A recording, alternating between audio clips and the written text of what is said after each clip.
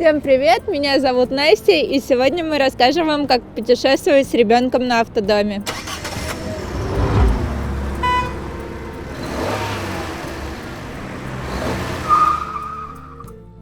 Это мой муж Дима, сын Савелий. Путешествие на автодоме мы выбираем все-таки за комфорт, то, что можно вывести с собой все, что мы хотим, и мы не ограничены в багаже, не ограничены в килограммах и не ограничены во времени пути. И у нас всегда есть возможность встать, погулять в красивом месте или где удобно, поспать и все прелести жизни испытать в путешествии.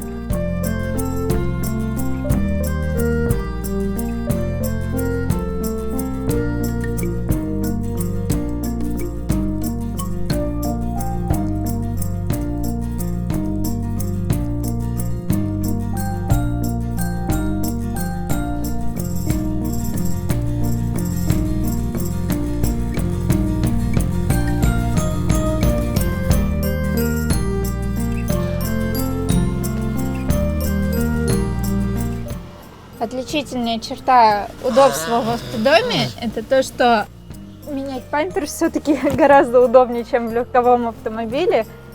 Это и проще, и удобнее, и всегда возникает меньше проблем с тем, как это сделать. При замене памперса все-таки я советую использовать пеленку. Лучше всего одноразовые, впитывающие, потому что казусы бывают разные, и наполняемость тоже бывает разной. Вот. И еще, чтобы удобно было не испачкать одежду, не намочить, можно застегивать ее вот здесь через одно плечо. Это очень удобно, и я сама недавно об этом узнала, как такой лайфхак. Да, у нас для поездок в машине специальная есть погремушка на липучке, нам ее подарили заботливые бабушки, вот, и он с ней очень любит играть, но единственное, чтобы она всегда липла, это должна быть ровная поверхность, не шершавая, гладкая, как здесь, ну и все-таки ее нужно лучше на влажную поверхность как-то цеплять, потому что дети отрывают это очень быстро.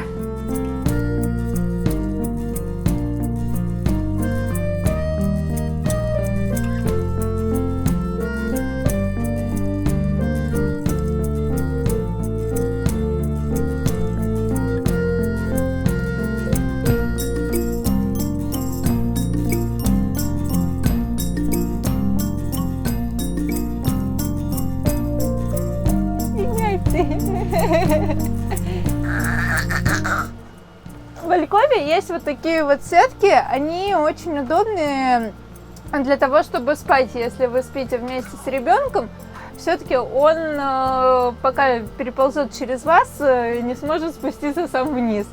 Конечно, визитка-то веселее, чем пирамидка, которую мама держит.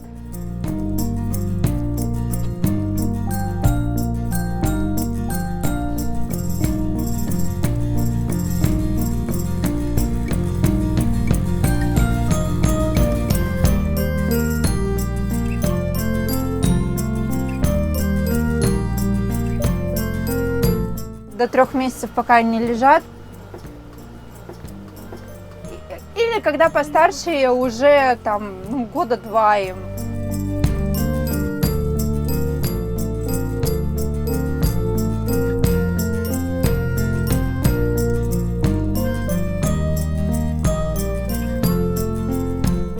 По правилам ПДД, конечно, вообще международным и по технике безопасности нельзя, чтобы ребенок в пути вот так вот лежал и играл, но все-таки всегда можно остановиться и поиграть с ребенком, даже пока там заправляется автомобиль, заправляется водой, подключается к чему-либо, или просто вы остановились, чтобы размяться сами. Всегда можно положить ребенка, и он пободрствует, поразминается, и ему будет уже не так скучно и однообразно, чем сидеть всю дорогу в автокресле. И это тоже большой плюс, потому что, например, в легковом автомобиле для маленького ребенка такой возможности вообще нет.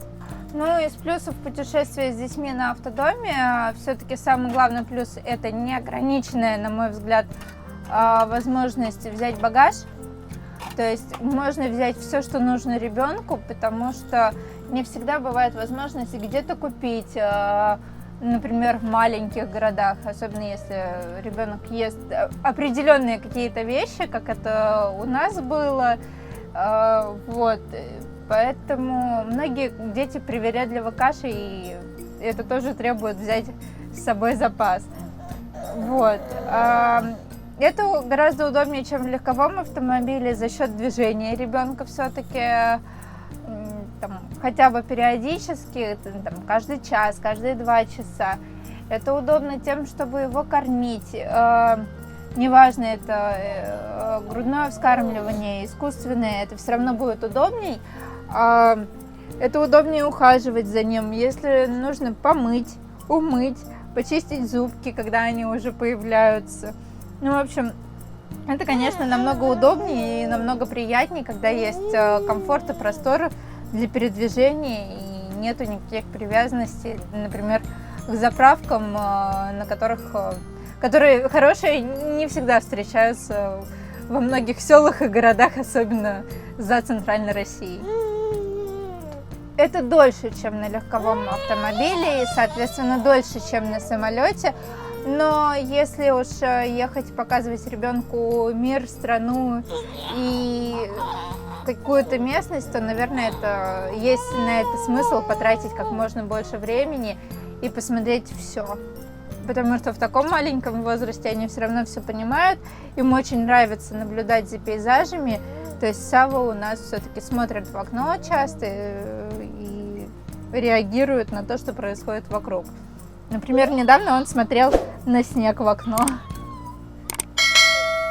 Еще из плюсов можно все-таки установить для детей руль на стол салона автодома, и это спасет их от укачивания. То есть многие родители, когда не знают, что делать, если ребенка укачивает и никакие лекарства не помогают, то сажают якобы за руль, чтобы ребенок смотрел вперед и рулил.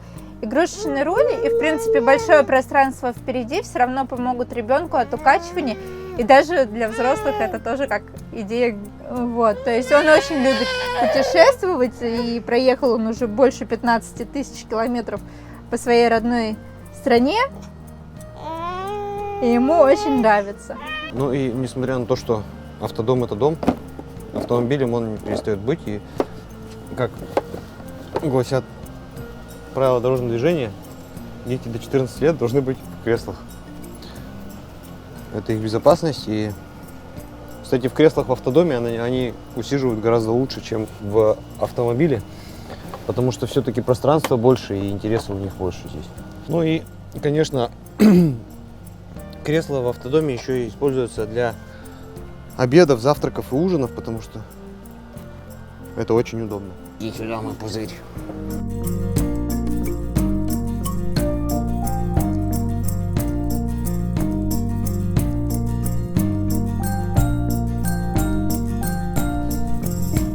Пристегиваем его и можем отдыхать спокойно.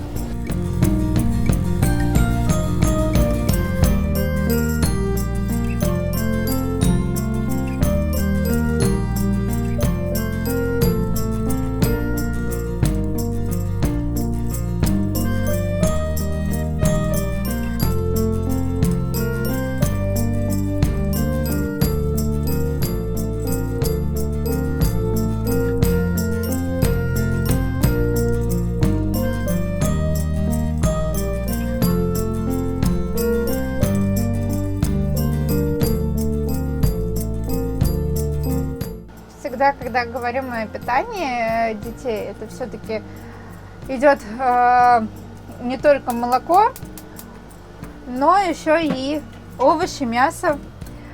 Можно использовать как подогреватель для бутылочек на стоянке, когда есть электричество и автодом подключен к 220, но если все-таки мы находимся в дороге или на полностью автономной стоянке и у нас нет такой возможности, мы всегда можем подогреть на газу, в воде, и пюре будет теплым и приятным на вкус.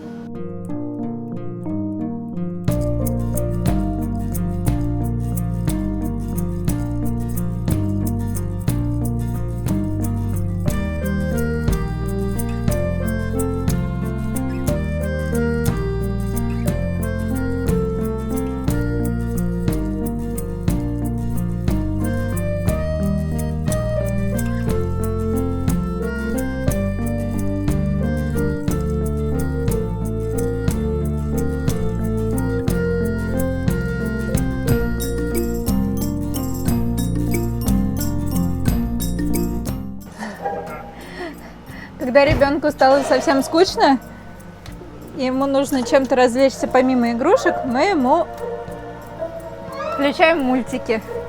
Ну, либо когда мы хотим отдохнуть сами.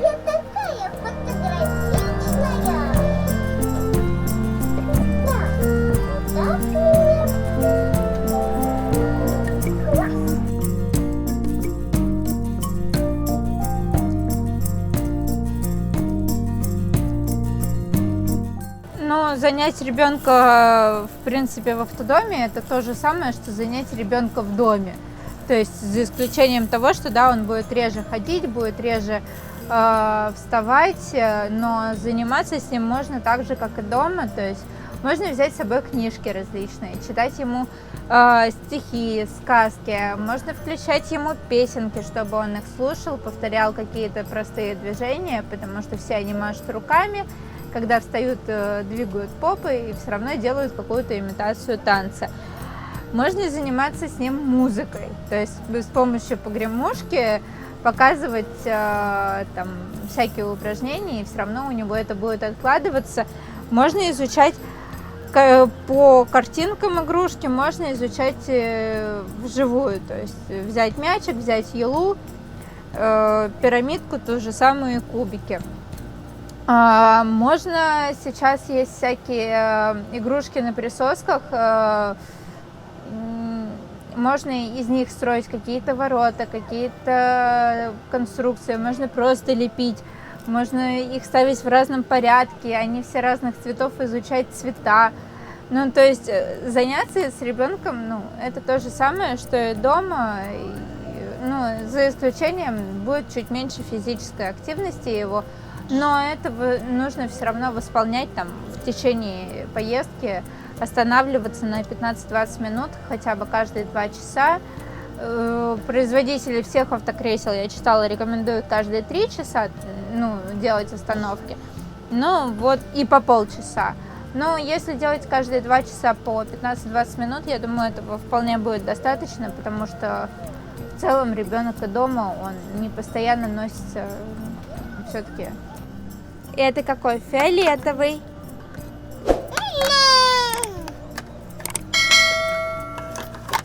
Одевай сам.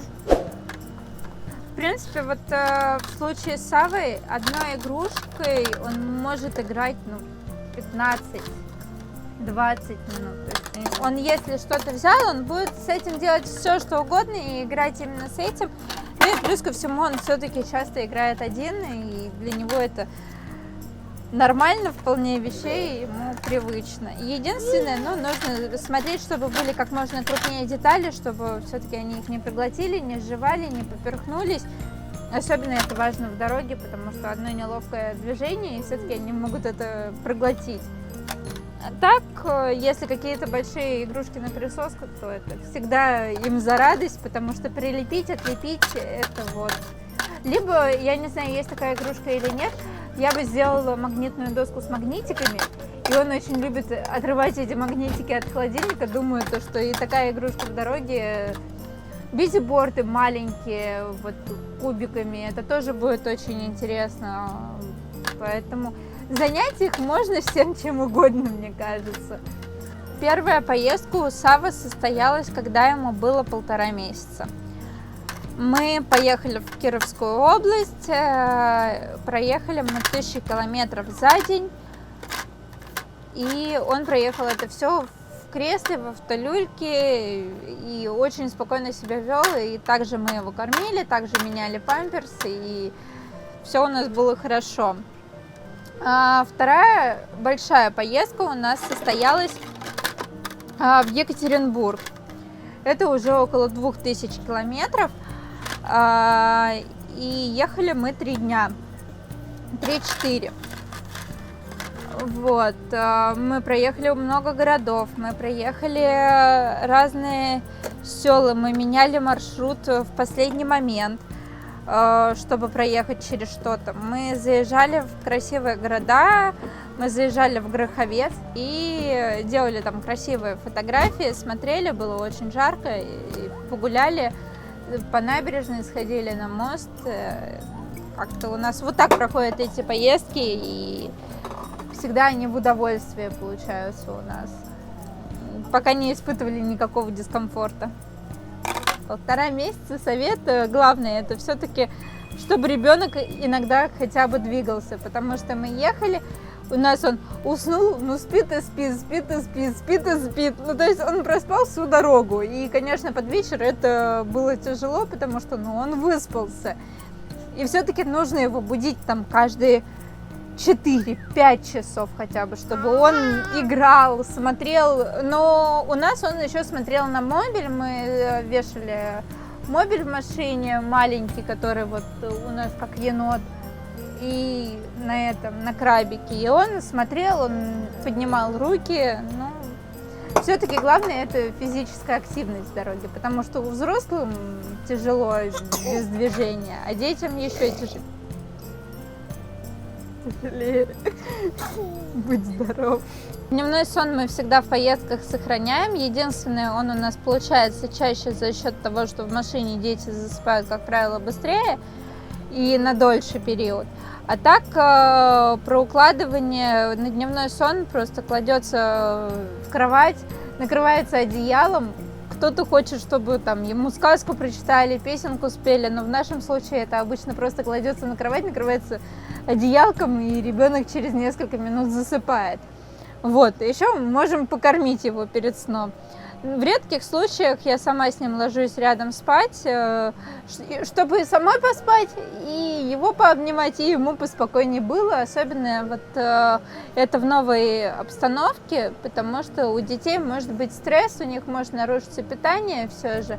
И любая новая обстановка для любого человека это стресс, и чтобы им было проще пережить этот период, все-таки можно как можно чаще находиться с ним рядом, играть, контактировать и спать. В автодоме еще почему путешествие лучше и комфортнее и проще уложить на дневной сон, потому что пространства здесь больше, здесь больше интересных всяких штук, ящичков, всего остального, с чем он может поиграть, с чем он может поактивничать. Соответственно, он быстрее устает, как в обычной своей среде, и засыпает он здесь гораздо легче в любом случае, чем это в автомобиле и после поездки, когда приехали в какое-то место назначения. В автомобиле, да, можно ребенка положить только на заднее сиденье, и часто они бывают все-таки неровными, то есть нужно что-то подкладывать, какие-то одеялки дополнительные, чтобы выровнять эту поверхность, и потом еще чем-то накрыть, и он может в любой момент перевернуться и все-таки упасть, если он не находится в люльке, когда совсем маленький. В автодоме, конечно, это намного проще, и здесь большая кровать, и тут незаметно не пройдет его период, когда он просыпается.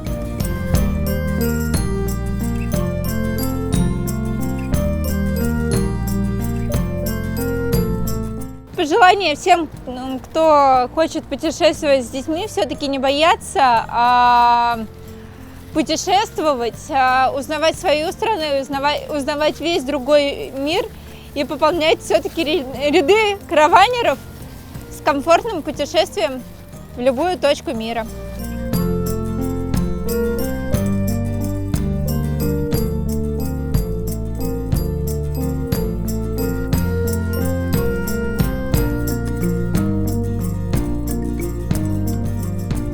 А вы уже готовы отправиться в ваше первое приключение на автодоме? В любом случае, оставайтесь с нами, это канал «Яхта на колесах», подписывайтесь, жмите в колокольчик и самыми первыми узнавайте про наши новые, самые интересные ролики. До новых встреч, пока!